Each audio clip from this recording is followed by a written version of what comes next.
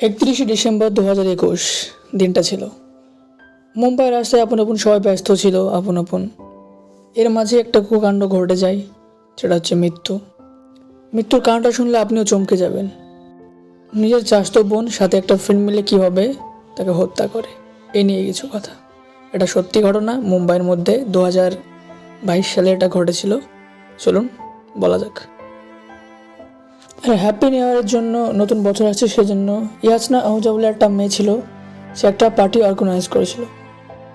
অনেকজন ছিল, তার সাথে দিয়া, শ্রী আর জাহ্নবী। অনেক রাত্রেবেলা তার বাবা ফোন করেন। তার বাবা ফোন করে দেখে কিন্তু জাহ্নবী ফোন রিসিভ করে না। তার বাবা ভাবে হয়তো পার্টির জন্য সে ব্যস্ত আছে, হয়তো আনন্দ ফুর্তি করছে, সেজন্য ফোনটা তুলতে পারছে না। আর সামনের দিন 1 জানুয়ারি 2022 সকালবেলায় একটা ফোন আসে তার বাবার কাছে, আপনার মেয়ের অনেক খারাপ অবস্থা, আপনি পাশের হসপিটালে চলে আসেন।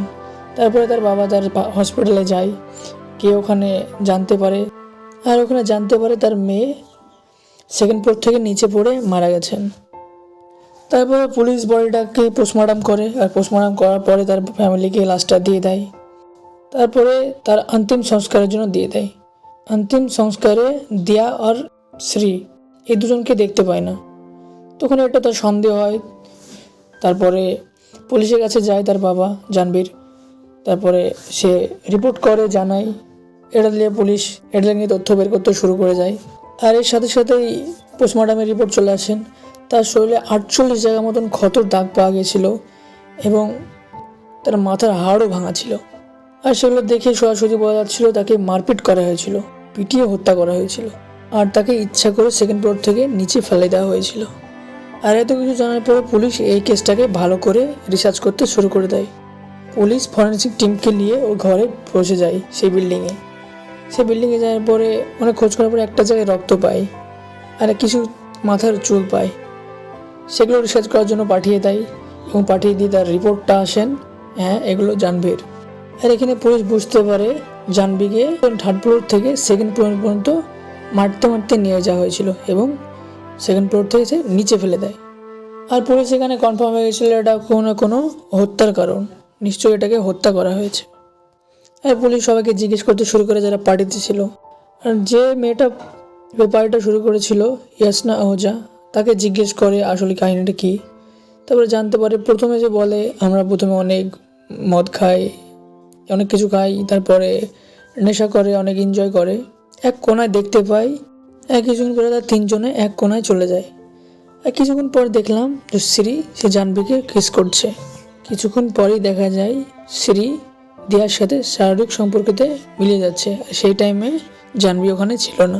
আর ইয়াসনা আহুজা এটাকে নর্মাল দিয়ে সে পার্টি এনজয় করে, ওগুলোকে মাথায় কানে বেশি না দিয়ে। সে সবাই যখন বাড়ি যায় 2:30-3টের সময়, তখন দেখতে পায় যে ফ্লোরে জাহ্নবী কুকুরেছে, সে মৃত অবস্থায় পড়ে আছে। আর সেটা দেখার পরেই পুলিশকে কল দেয় আর পুলিশ নিয়ে যায় এটাকে হসপিটালে। আর কিছু মানুষ ওখানে জিজ্ঞাসা করে এখানে জানতে পারে যে শ্রী ছিল, সে জাহ্নবী আর দিয়া এই দুজনের সাথে আলাদা আলাদাভাবে একটা সম্পর্কে জড়িয়েছিল। শ্রী জাহ্নবীকেও ফাঁসিয়েছিল, দিয়াকেও ফাঁসিয়েছিল। আর তারপরে পুলিশ জাহ্নবীর কল ডাটা চেক করার পর দেখতে পায় রাত্রেবেলায় পল্লবী বলে একটা মেয়েকে ফোন করেছিল। তারপরে পল্লবীর কাছে পুলিশ চলে যাওয়ার পর তাকে জিজ্ঞেস করে সেদিন রাতে কী কথা বলেছিল। তার পল্লবী বলে, আমি শ্রীকে অনেক ভালো ফ্রেন্ড মনে করি, অনেক কাছের মনে করি, আজ হুট করে আমার সামনে দিয়ার সাথে সে শারীরিক সম্পর্কে মিশে যায়। আর এগুলোতে আমি ওকে বাধা দিচ্ছিলাম, ওই জন্য আমার সাথে তার অনেক ঝামেলা সৃষ্টি হয়ে যায়।